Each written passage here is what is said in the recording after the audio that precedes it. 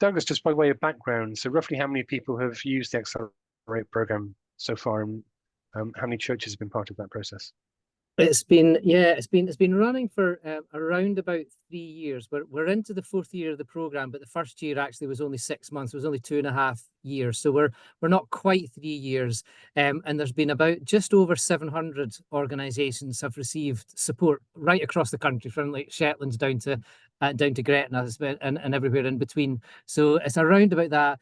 I'm going to circulate an exact number for churches, because although it will be fairly easy to find, we don't actually tag churches. So actually looking at our database of 700, I couldn't very quickly get a number when I was looking yesterday. But I think it's certainly, I mean, I counted 40 over the last 2 years.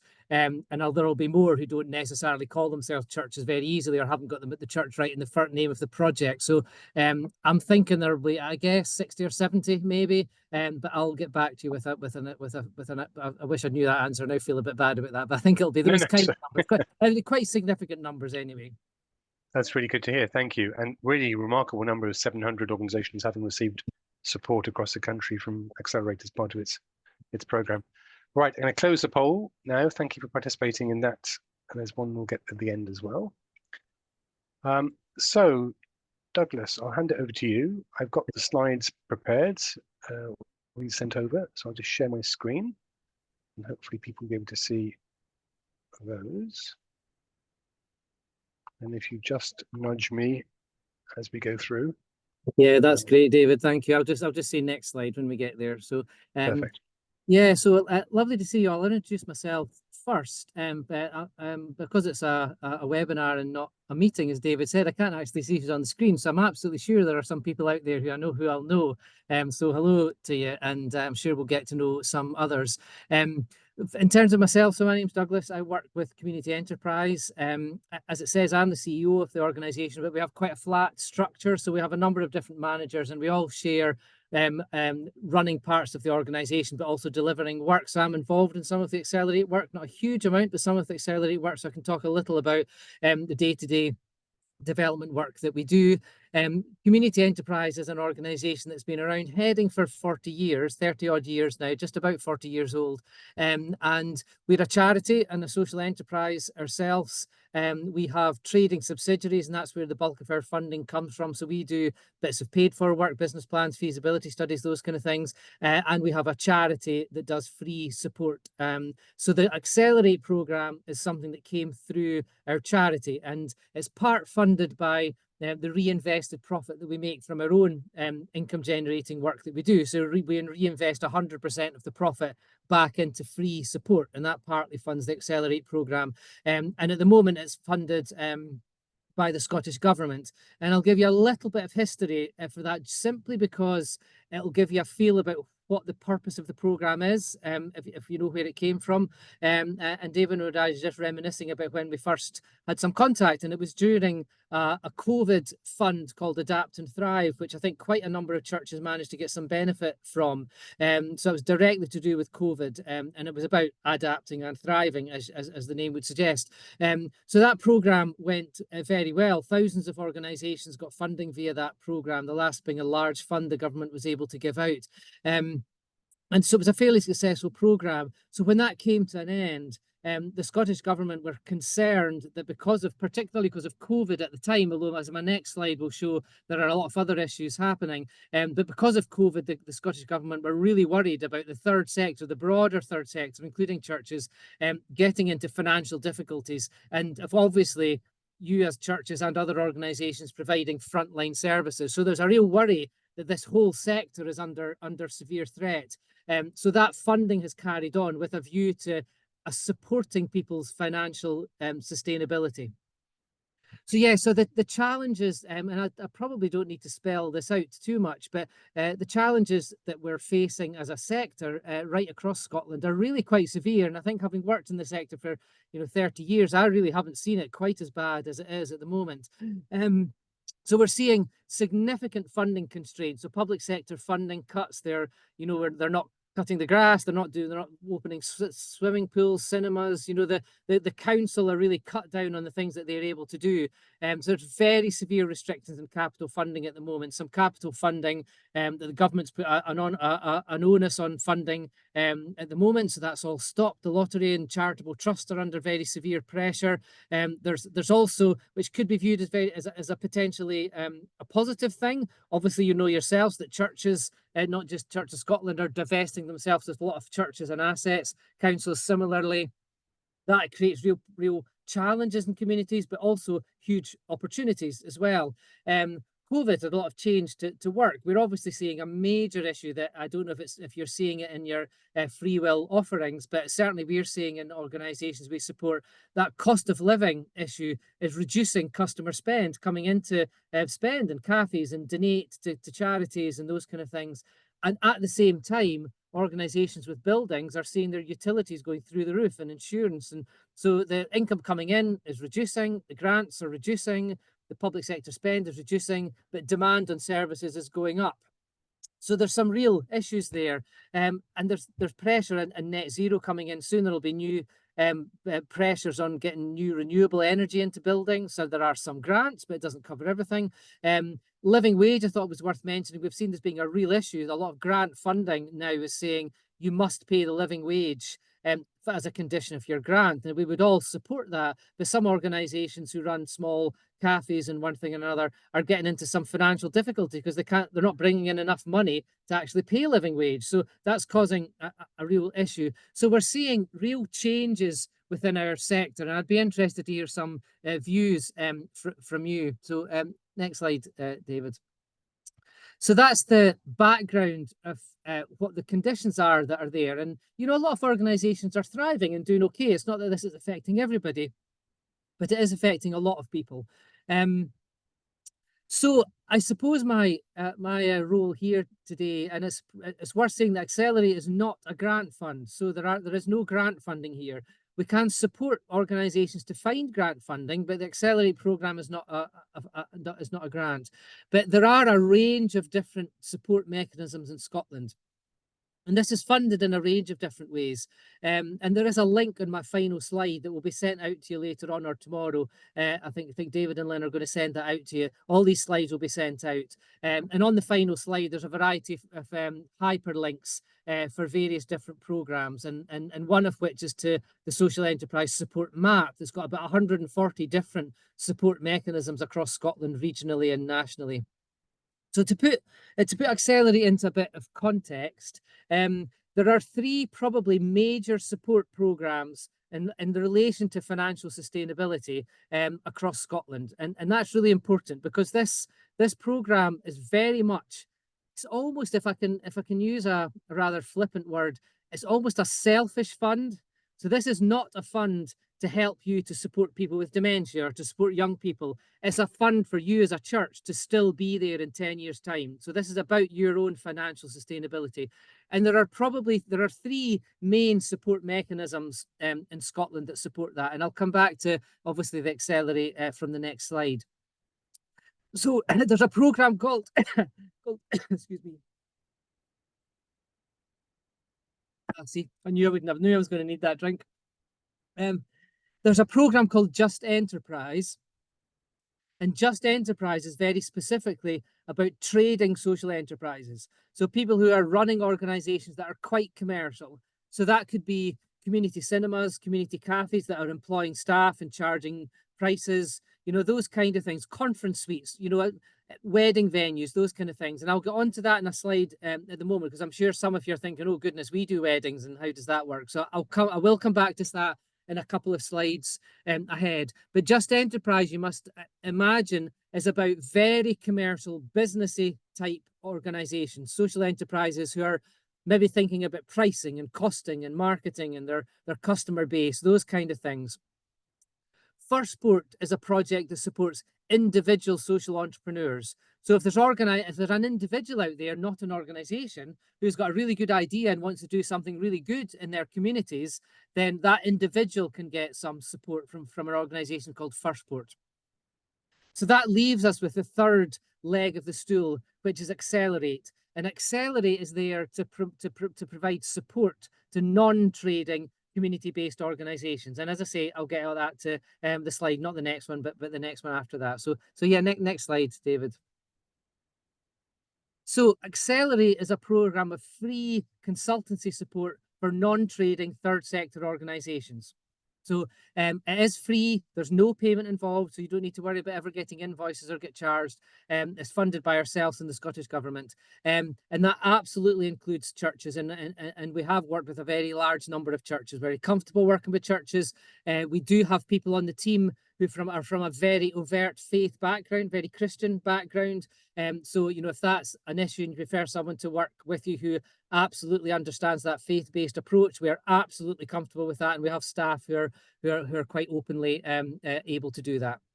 So it's about organizations who are not trading, and I'll clarify that in the next slide. Organizations have to be based in Scotland. So if an organization is headquartered south of the border for some reason, they have to have the majority of their beneficiaries living in Scotland. And that's partly obviously because the Scottish Government have funded this. It says constituted or pre-constituted. And what that means is an organization should really have a constitution of some kind. And most churches, I'm sure, would have that. Usually you'll have a charitable status. But if there is a group of individuals locally who are not constituted, we want to develop a project, we are able to work with them as well. It has to be asset locked, and what that means, that's the government's phraseology, and what that really means is it has to be an organization who doesn't distribute profit to private individuals. So there are some organizations like community interest companies who have the ability to use some of their profit to give to individuals. So that's not allowed in this program, but I imagine that's not something that will come across in churches.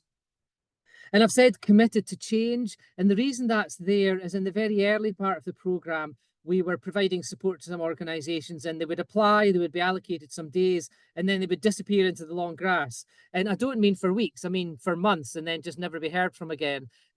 So that becomes quite difficult for us allocating hours, because our programme is, we have more demand than we have the ability to the days there. So we're trying to share around days. We're being smart about our days. We're adding on additional days. So we need organisations who have that a little bit of time to commit to this. So this is about a programme of working together. We will do the bulk of the work. We will do the donkey work. We're not going to expect you to do our work for us, but at the same time, it's very much something that we want to work in collaboration. So we will need to spend time coming to see you, coming to see your board or your session, working with a subgroup. So that's the kind of eligibility criteria. But really, pretty much anybody in Scotland can have access to support, and you can come with us. If it's not us, then we will be able to find support from elsewhere to do that. So your best approach is not to worry too much about that, but just apply for Accelerate, and we'll worry about the eligibility at our end. So yeah, next slide, David. So I talked a little bit about trading, and as I say, in a sense, it doesn't really matter, because if we view you as being a bit commercial and too much in the trading side of things, then we simply make a referral over to the people at Just Enterprise. We already deliver Just Enterprise contract as well, so you might very well end up working with us anyway. And we have 26 staff on our team who have a variety of skills around marketing, funding, legal structures, finance, those kind of things. But so don't worry too much about this. But just for clarity, our view is that low-level trading, so of course you'll be doing things like spring fairs, Christmas fairs, coffee mornings. You might have 2 fundraising discos. You might have a film night. You know, those kind of things. We would not view that as commercial trading. So I was speaking to one of my colleagues earlier on, just before we started here, and she said an organisation in the Highlands she's working with, they're a turnover of around about 50,000. And she said, well, we're concerned if they're eligible. Not, they've done trading of about £1,000. Actually, we would just view them at the moment as probably non-trading, because it's very, very low level. So our trading, I don't want to get too obsessed with whether you're trading or not. So please don't worry about that. We will sort that at our end. But we certainly, it's not always black and white, and we'll make a judgment call based on an early assessment of when we're working with you. So yeah, next slide. Okay, so just to give you a feel about the kind of things that we can do to support the work that you're doing, it is around your I suppose it's around your sustainability, around your health as an organization. So if you can imagine, like I said earlier, what we want is for you as a church to still be here in 10 years' time. So we want to be able to provide some support that's going to help that to happen. This is not a program of structure to help. You have to come to week 1, week 2, week 3. It's absolutely flexible. It's absolutely based on your need.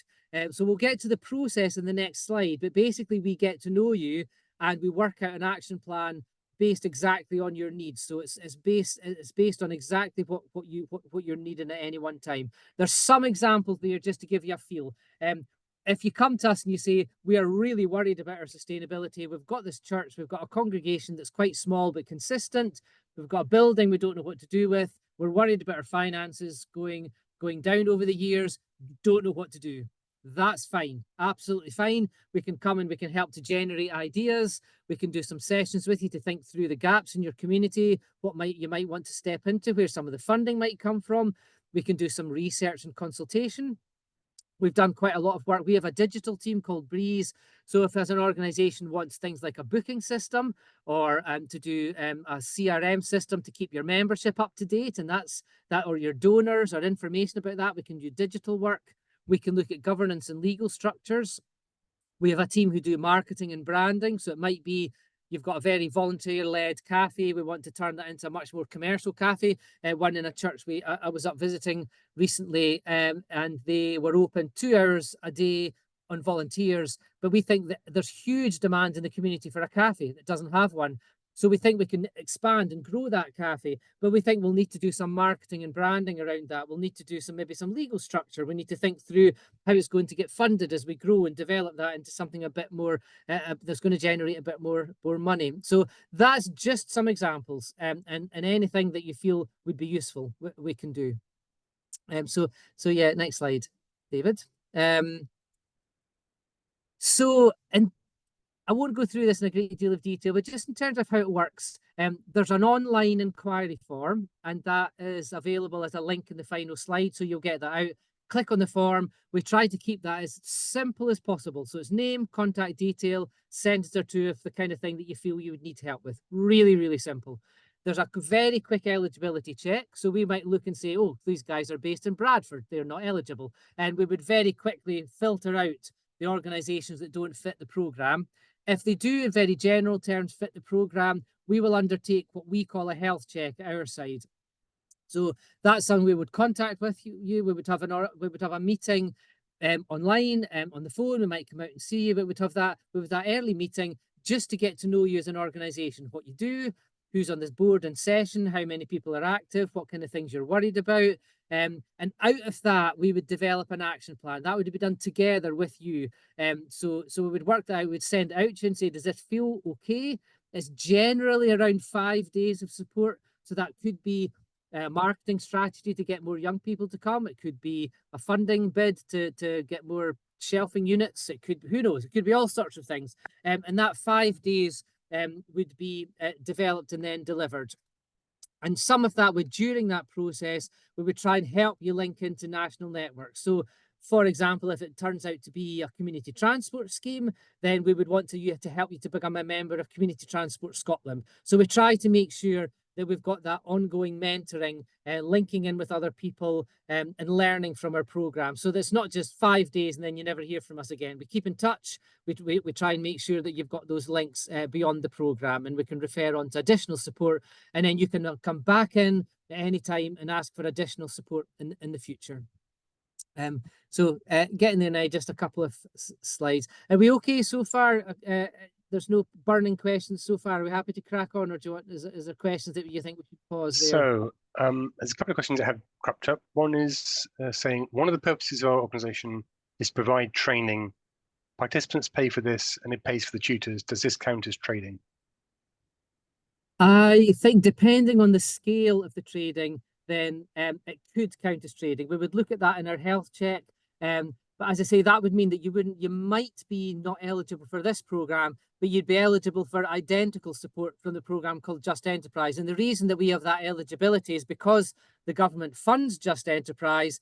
They say to us, you must do something that's different from just enterprise? So it's a very good question. And if we view that as too much trading, then all we would do is contact Roddy, the contract manager at Just Enterprise, and we would wire that via Just Enterprise. And the support that you would get would be identical. It would just end up going through a different program. And as far as we're concerned, we would report to the government, to two different government departments, but you don't need to ever worry about that. So it could do is the answer, but that would not at all mean that you wouldn't get the support.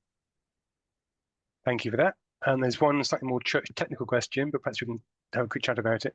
If you are currently in discussions in a cluster, is it worth doing this individually, or should it be done as a cluster? So this is churches coming together to work cooperatively. Very interesting questions. I think, as far as we're concerned, we are very much, and I've said this to Stephen, our Scottish Government link manager, and he is absolutely up for this. My approach here is we are delivering this program to fill gaps. So he always said, when I go back to him and say to him, do you think we should be working with clusters or should we be working with individuals?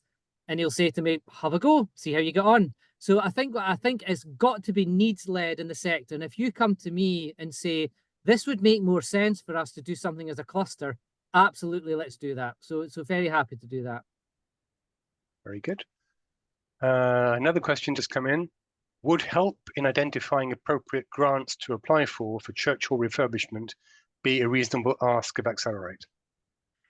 Yes, it would be quite common. That would be quite common. I think it would need to be in the context, because the programme is about your own financial security. So we would need to make an argument that getting a refurbishment of the church hall would bring more people into the church hall. They would spare more money buying a cup of coffee and coming to a theatre show. That would generate more money for you, and you would be more financially solid as an organisation. So as long as we can make that argument, that's absolutely fine. So just maybe to give one example, David, if that's okay, if we've got time. Please, yeah. You know, I had one church coming to us a while ago, and they said what they were absolutely fine. They were financially stable. They had a really good reserves in the bank, very good reserves, in fact. They had a fairly decent, busy church, but they were running a dementia support program, and the grant funding for the dementia support program was running out.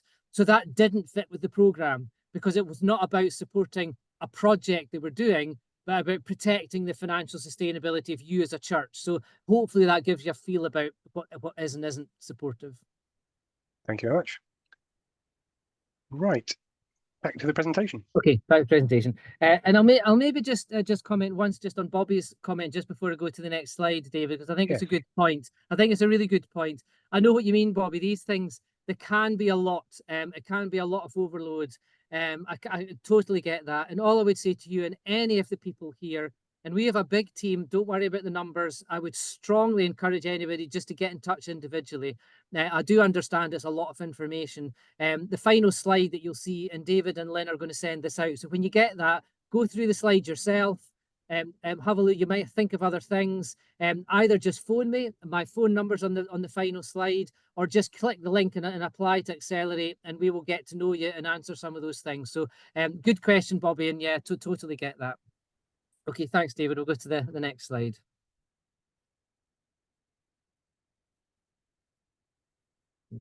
Okay, right. And I'm just going to say to people that I think I've got another 5 slides left, just to give you a feel about where we're going with this.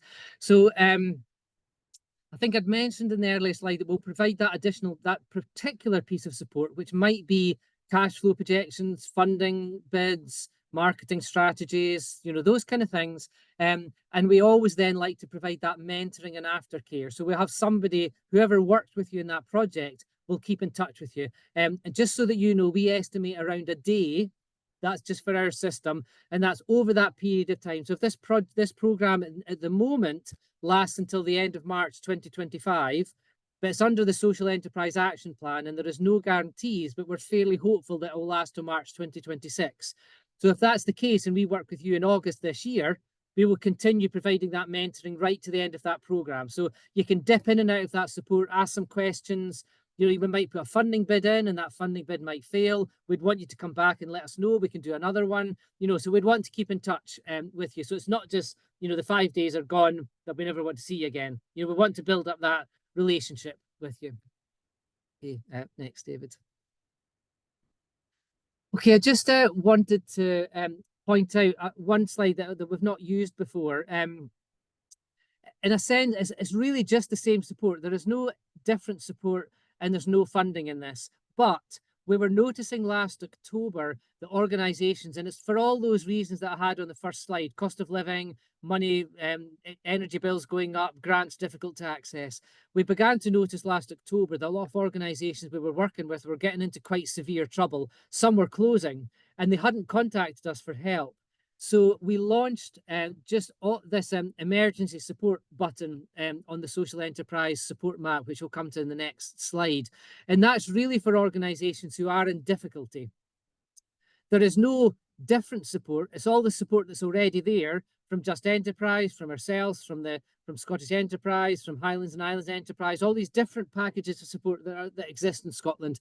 But what we want is if people are in very serious trouble, then if you click that emergency button, and I'll show you where that is, and there's a link in the final slide, then you'll be able to we try to prioritize that. So I had a conversation with an organisation last week who said we are hoping for a grant in the next couple of months. We're pretty confident that's going to come through. But we've had an unexpected expenditure of 39,000. That's emptied our reserves. We can't do our salary run next week. You know, it's those kind of serious difficulties. So we had to mobilise the troops, trying to get a little bit of funding in place to get them moving along. So do some very quick work with organisations if they're in trouble. So I just really wanted to let you know that was there. It's not, the support in a sense is the same, but we'll try to prioritise that. So if you're in real difficulty, then it might be worth just clicking that. Or if you know anyone in your community, it could be your bowling club or your lunch club. It might not be used at church, so just feel free to use that. So next slide. So I just wanted to point out that there are, beyond Accelerate and Just Enterprise and others, there are a lot of support mechanisms out there in Scotland.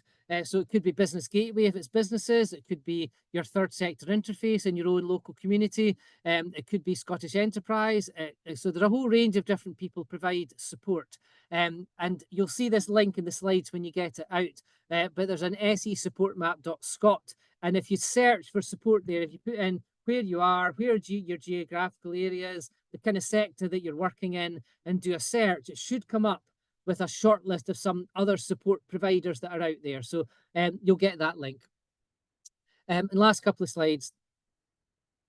So I think I'm going to send, you'll see this in this slide when it comes out. It's 6 minutes, so I won't play it just now. It's quite long to play in a webinar, but you'll have the link there when it comes out. We did 6 case studies of organisations that we've worked with towards the end of last year, and the Dalmany Kirk is one of the examples. So there's a church that's one of the case studies examples here, and there's some talking heads and some chats with organisations to give them a feel about the kind of support that's been provided. So when you get these slides out, have a wee look at that. You can listen to some of the case studies. As I say, one of them is a church, and it would give you a feel about some of the work that we have done with those organisations. So next slide, nearly final slide there. So I just really wanted to give you a feel. I just did a very, very quick search about churches that we've worked with over the last year or so. And that's just a list to give you a feel about the geographical spread. I am going to have a look, or get our administrator to have a look, because they'll be faster than I am, at churches on our database. And I'm going to send that out, David, so you can circulate that to people. So it will give you a feel. But we have worked with a very large number of churches over the last 3 years. And there's been a range of different things that we've done. We've helped people to use their buildings a bit more in terms of developing more conference suites and weddings and events.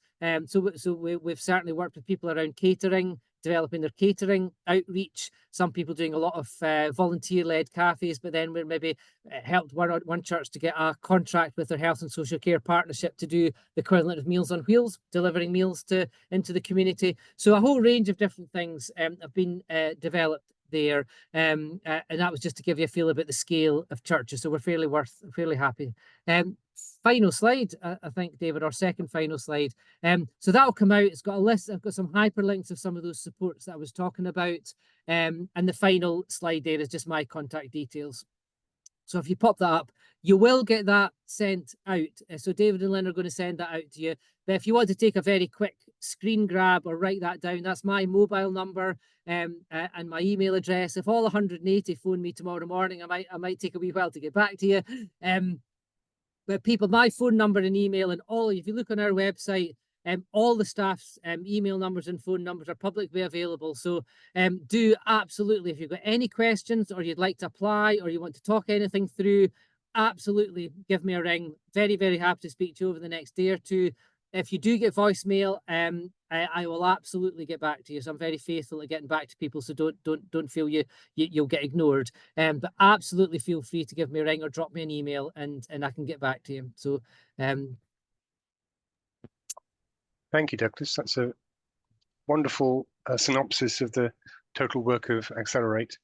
And I can say to all of you out there that these people really do bend over backwards to accommodate people, to work with them, to help them wherever possible. And if they can't do it themselves, they will probably be able to find someone else who can. Yeah. So really do think of making an application, registering your interest, saying the sort of thing you're trying to do, or ask for some support and help.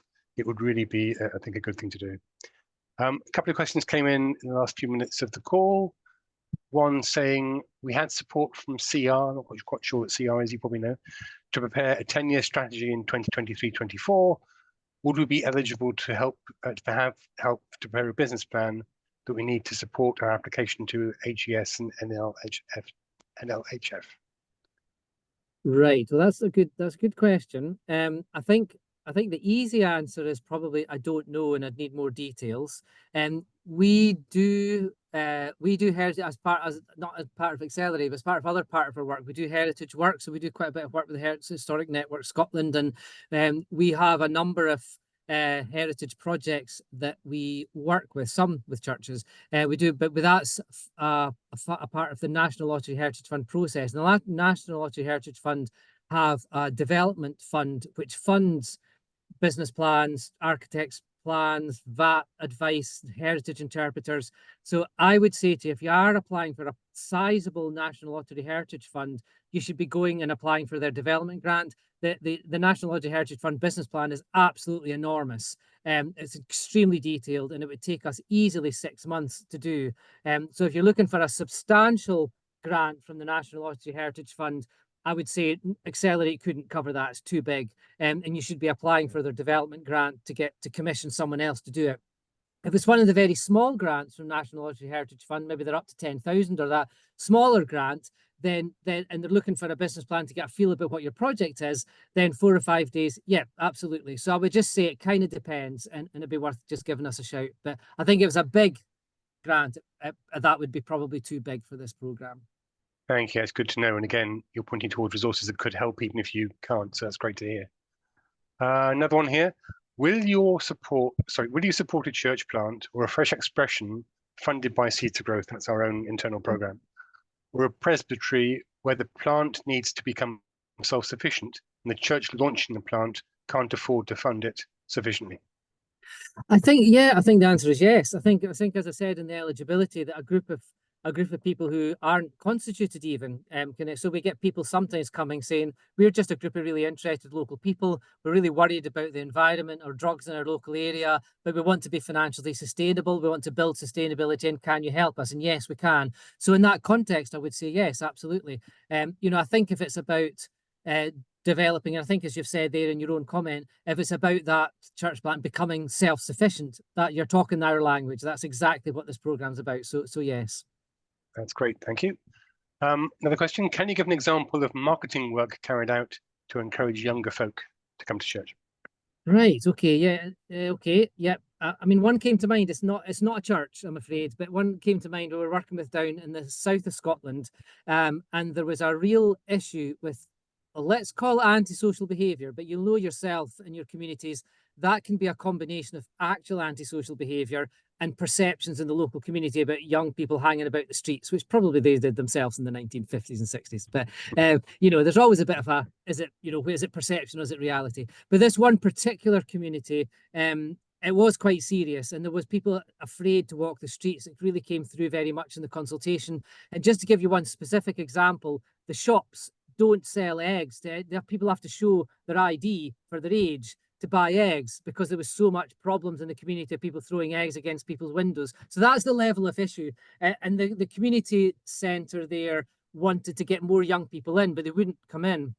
So we did a marketing strategy around them, and we spoke. The crucial thing about that was to speak to a couple of young people. We had a digital program, an ideas program that only worked on people's phones. It's not something you could do a survey with. It went out very much electronically, and that got a lot of young people involved, and we got the word out. And then we created a sort of, before we did anything, a sort of steering group of some young people. So really, they pretty much managed the project themselves.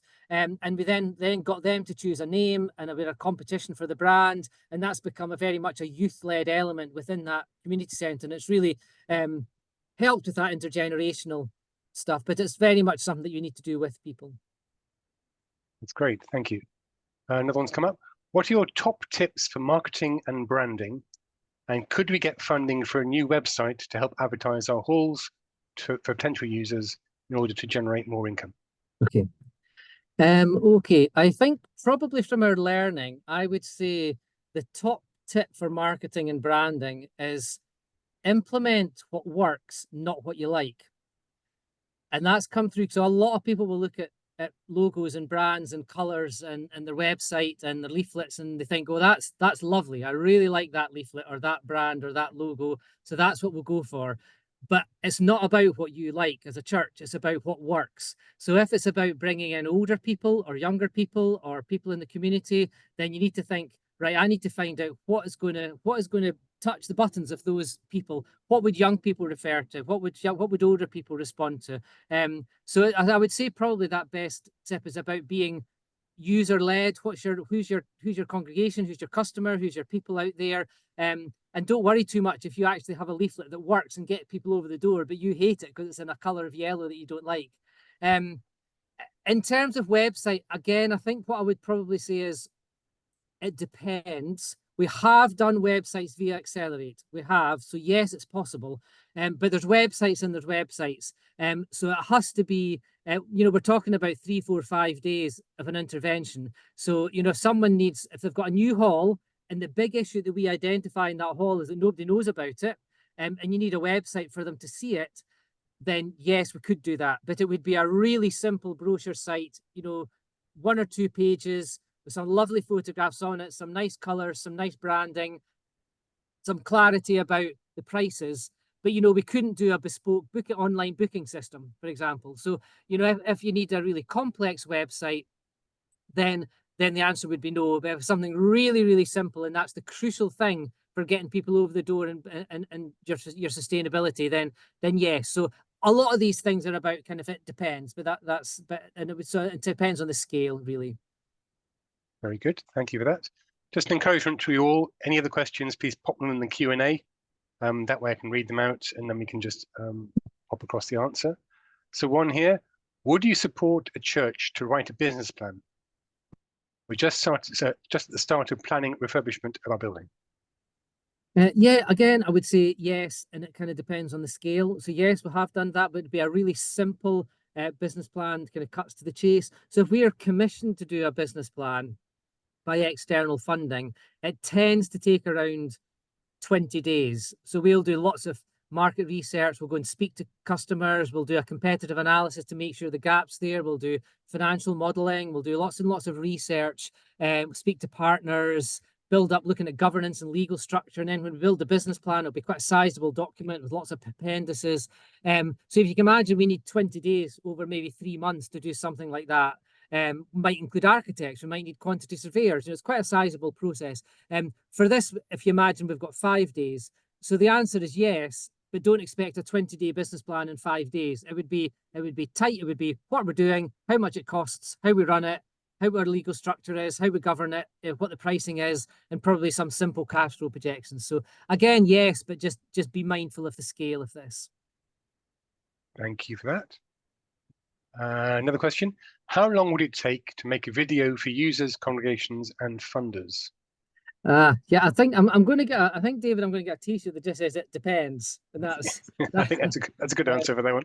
Yeah, I mean, we have a division called Bold who do branding, marketing, videos, website. That's who would do that website work for us. And they don't do web video themselves. They commission videos, and if they commission a video, you could be talking £5,000 or £10,000 that to get somebody coming in with the big cameras and the editing suite and all of that. But Kim on our team understands that not everybody can afford that, and it's not appropriate for everybody. So she can help people to do just simple videos. That clip that you'll see when the slides come out was just done on very, very simple equipment, a simple digital camera set on a tripod and some talking heads. It was done very, very cheaply, and it just took a few days. There's a wee bit of time in the editing of it. So I would say if it's something that's a very simple video, then that is something that we could support with. Thank you very much. Someone's asking here, can you just help a very small church brainstorm how to turn things around? Right. Well, I think if we had a strap line for Accelerate and someone said to us, what is Accelerate as a program? And I would say to them, well, probably it's a program that helps people to brainstorm how to turn things around. So I can't say yes strongly enough. That sounds perfect. It sounds exactly what this is about. And if there are elements of that which you'd like support from within 121, then please also get in touch. That's the sort of thing that you can also help out with. So perhaps the joint bit of work there would be great. That would be brilliant. Yeah, that would be great. And maybe David, you and I and Lynn or others maybe need to meet with that separately about collaboration. So yeah, very, very open to that.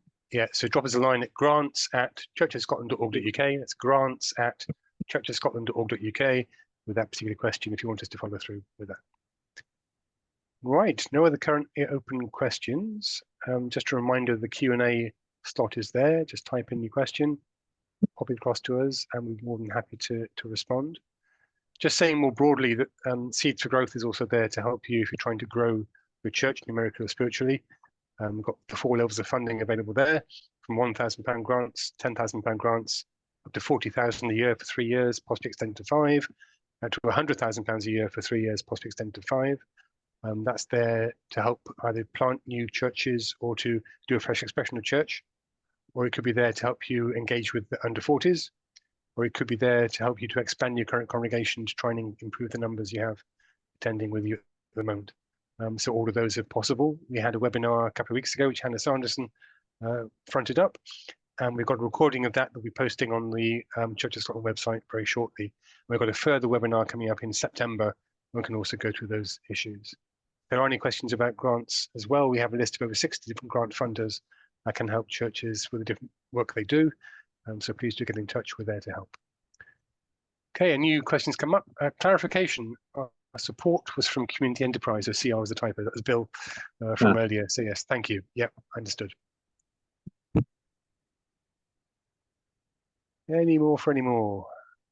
We're due to finish by 8. We're certainly on course to do that. It's now about 12 minutes to. Well, that's probably because I talked too quickly. No, lots of information to pack in. So that's really good to know. But as I said, these things are really here to support third sector organisations. In the same way that we in the Seeds for Growth want to give money, Accelerate wants to help organisations. So do get in touch. And I think, sorry, David, to interrupt. I suppose I just wanted lastly to say, some people might be, because we've promoted Accelerate as a program, which is a very particular program here.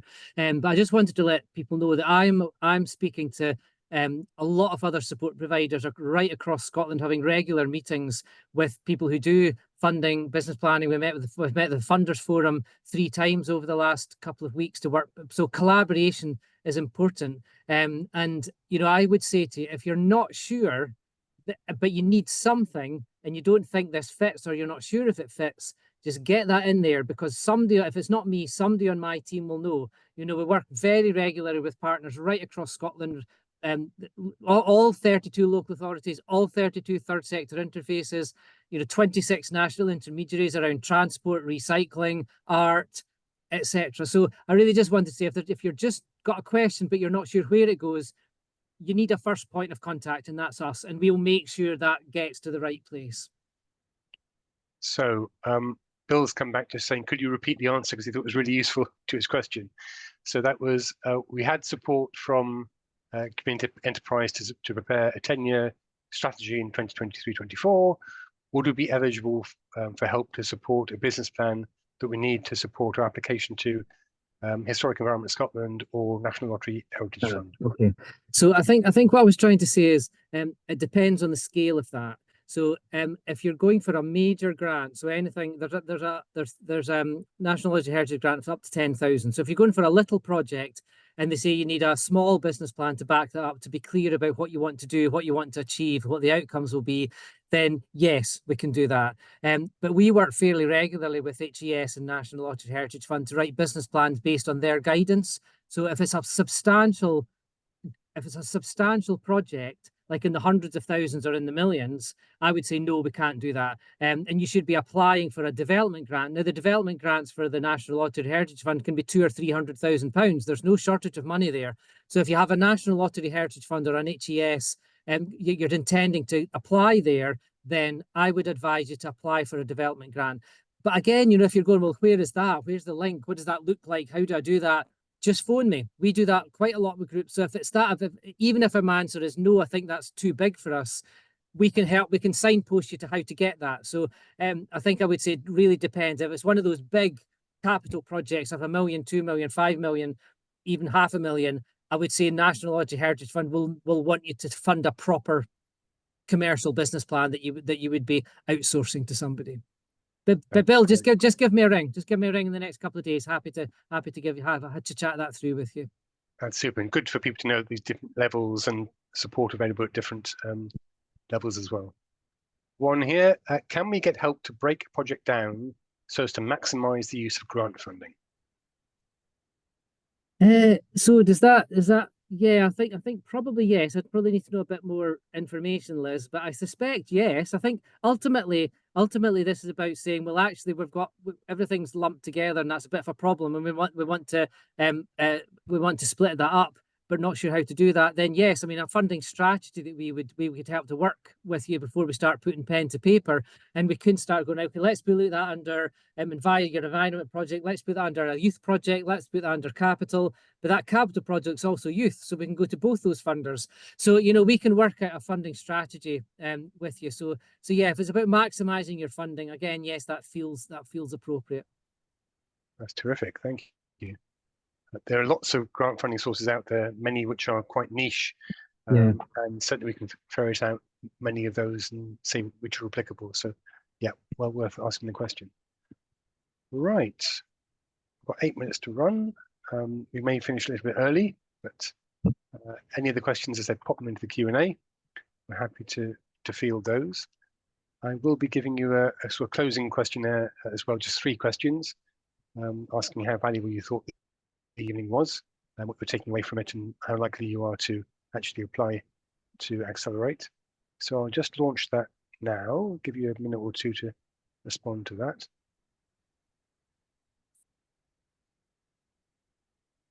So how valuable was this evening's webinar?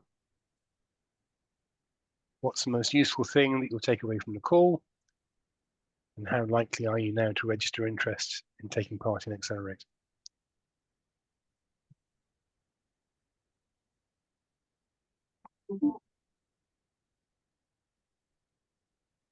Coming in thick and fast now.